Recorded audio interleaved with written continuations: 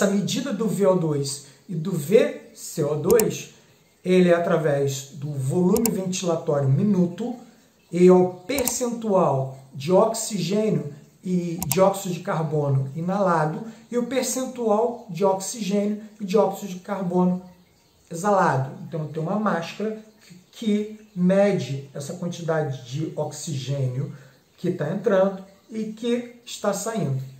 Então, o VO2 é igual ao percentual de extração de oxigênio e o VCO2 é o percentual de produção de CO2. Tudo isso, quem já fez o teste ergospirômetro já deve ter percebido isso, tá? Já deve ter visto isso naquela planilha. E nós temos uma taxa de troca respiratória que é a diferença entre o VCO2 dividido por VO2. Isso para nutricionista também é importantíssimo, principalmente para eu analisar taxa de metabolismo basal. Quando esse RER ele for mais próximo de 1, significa que o substrato energético é mais glicose. Quando esse RER for mais próximo de 0,7, eu estou usando mais palmitato. Eu estou usando mais gordura como produção de energia. Em repouso, eu utilizo uma demanda de gordura maior do que quando eu estou em intensidades elevadas. Perfeito? Esse equilíbrio que nós já vimos anteriormente. E quando eu tenho esse RER acima de 1, significa que ele está em acidose. Estou em anaerobiose. Critérios de VO2 máximo. Ele tem que ser um teste máximo, preferencialmente que tenha um platô, porque senão eu vou falar que é um VO2 pico e não VO2 máximo. Tem diferença? Tem. Vamos ver. Frequência cardíaca ela tem que ser batida 95% da máxima prevista. O pessoal utiliza 220 menos idade, tá? O RER tem que estar acima de 1 para pessoas destreinadas e acima de 1,15 para atletas. Ué, mas 1 não seria consumo de oxigênio? Perfeito. Só que atletas treinados, eles conseguem sustentar a anaerobiose durante um período, tá? Então ele consegue esse platô mais facilmente do que uma pessoa destreinada. Eu fiz 2 vezes, eu estava no mestrado. Com isso, com aquela correria de trabalhar em 3 lugares diferentes, 3 cidades diferentes, fazer o mestrado numa dessas cidades, em Niterói, acordar muito cedo, dormir muito tarde, estudar, preparar, tem material de colégio, tal, tudo isso, eu não treinava. E aí eu fiz 2 vezes. Eu atingi o VO2 pico, não atingi o meu VO2 máximo. Essa diferença é insignificante, tá? Outra coisa, no laboratório a gente incentivava os alunos, atletas, a desempenhar o seu máximo, porque naturalmente, com a sensação de desconforto que você está tendo, a ideia inicial é que você vai parar, que você não vai aguentar. Então, se fica uma pessoa do lado dando estímulo, vamos, mais um pouco, vamos, você joga esse VO2 um pouquinho mais para o real dele. O lactato tem que estar acima de 8 milimol, nós vamos falar de lactato.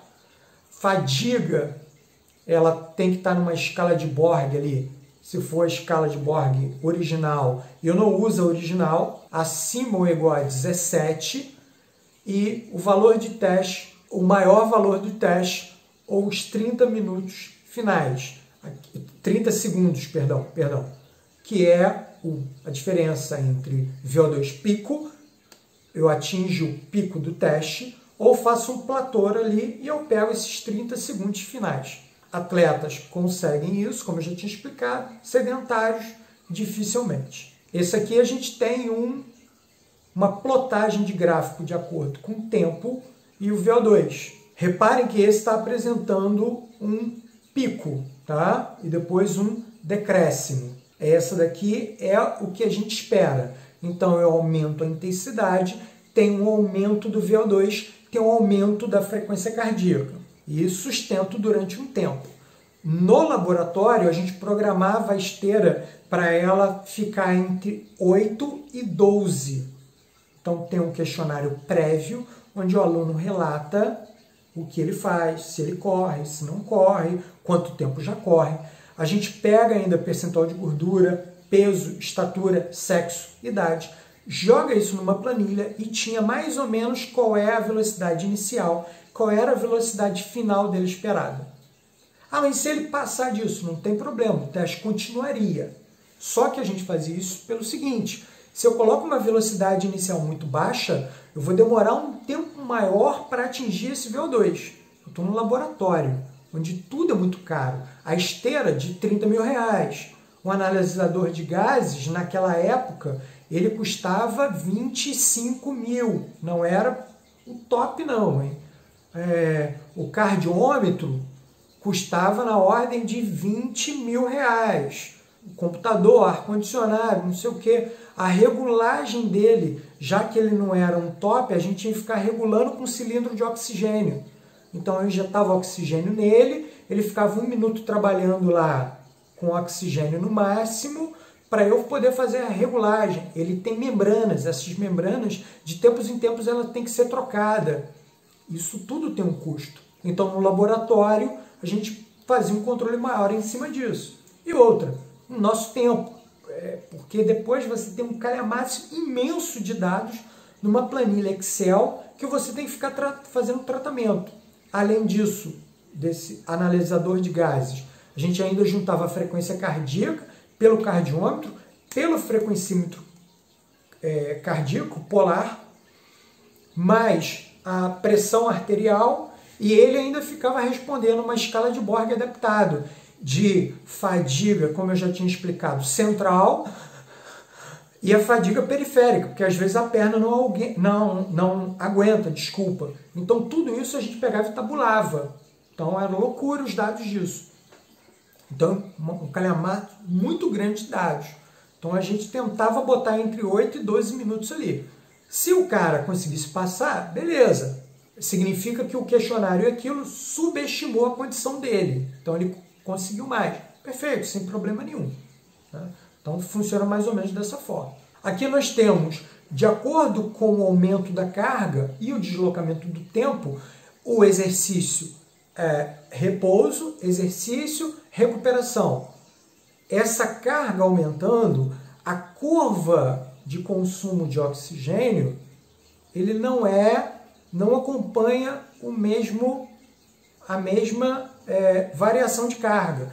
Ela demora um tempo para chegar nesse VO2 máximo.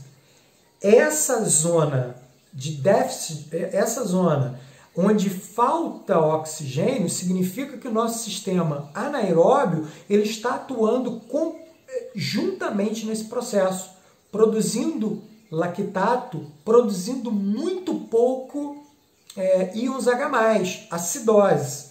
Então eu consigo sustentar esse exercício. Então olha só, apesar de fazer um teste de medida de oxigênio, eu não dissocio um sistema do outro, ele está interligado. Ele dá suporte ao sistema aeróbio para que o aluno atinja o máximo. Tá? Essa zona de atuação do sistema anaeróbio, onde falta oxigênio, eu chamo de déficit de oxigênio. Vocês já devem ter ouvido falar. E quando eu interrompo o exercício, a carga de trabalho cai, o VO2 dele não volta para o platô inicial. Há uma demanda de tempo que é chamado de débito de oxigênio. O que é isso? Demanda um tempo do processo de recuperação, por isso eu estou com a captação de oxigênio aumentada ainda, para trazer esse organismo em homeostase, em equilíbrio. Vai demandar um tempo. E esse débito de oxigênio, vocês já devem ter ouvido falar também, que é o nosso queridíssimo EPOC. Aqui nós temos uma outra curva que nós vamos falar lá na frente sobre isso, em preto, que é o esperado. Por exemplo, eu aplico o treinamento, ele atinge aquilo, e a partir do momento de treinamento, o que vai acontecer? Esse VO2, ele entra num platô, ele fica baixo. Ah, mas o consumo dele foi menor do que antes. Perfeito? Perfeito. Isso tem um problema para a corrida? Não. Ah, mas por que não tem? Sabe por quê? fazer uma analogia grosseira com vocês. Tem um motor muito bom de Fórmula 1, a Ferrari. Só que a parte aerodinâmica dela não é boa. Então, a parte aerodinâmica da Ferrari não é boa, o motor é muito bom, muito potente. O que vai acontecer com o consumo de combustível da Ferrari? Vai aumentar, porque o motor vai ter que trabalhar mais para compensar as outras equipes que estão com carros melhores. Talvez um motor não tão potente, mas com aerodinâmica melhor. E aí o que vai acontecer? Se eu trouxer isso para o meu corpo, significa dizer que se eu gasto muita energia numa prova, a minha corrida ela vai ser pior do que de outros atletas. Ué, mas acontece? Acontece. Isso não vai fazer diferença em 2, 3, 5 minutos de prova.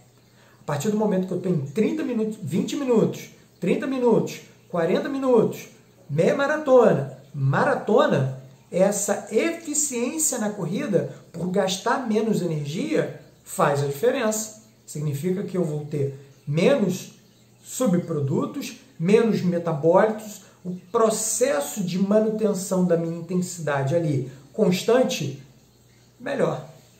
E é isso que o pessoal hoje em dia está procurando quando fala em treinamento de corrida de rua. Eficiência desse sistema, eficiência do VO2, eficiência do consumo de oxigênio.